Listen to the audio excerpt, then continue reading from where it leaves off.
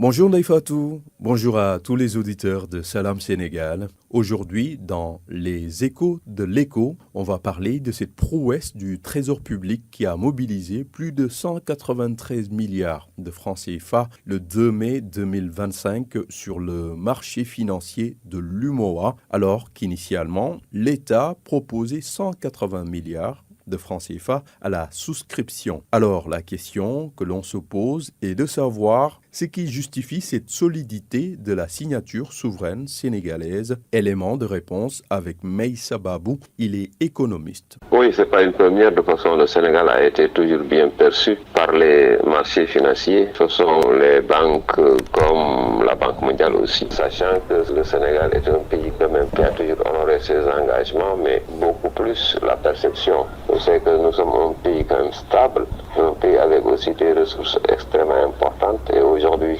si on met dans l'assiette le fait d'avoir quand même des dirigeants éthiques et quand même extrêmement sérieux, on peut comprendre cette dynamique. En demandant 150 milliards, on était à plus de 400 milliards. Et donc ce fait-là est très sénégalais. Et ce n'est pas une première pour dire que le Sénégal continue d'être quand même ce créancier qui honore à chaque fois ses engagements. Et donc, je crois que c'est encore un succès éclatant qui confirme notre position de pays très sérieux et respecté. Voilà, Naïfatou, cette situation justifie la confiance des investisseurs malgré les rebondissements notés sur le plan économique. Meïssa Babou revient sur ce point. Vous savez que le Sénégal aussi est en métaphore que c'est une très belle fille. Cette fille-là, c'est belle parce que nous sommes une démocratie, nous sommes un pays aussi socialement stable. Mais cette fille est extrêmement belle parce qu'elle est parée d'or, de diamants, de zircons, etc.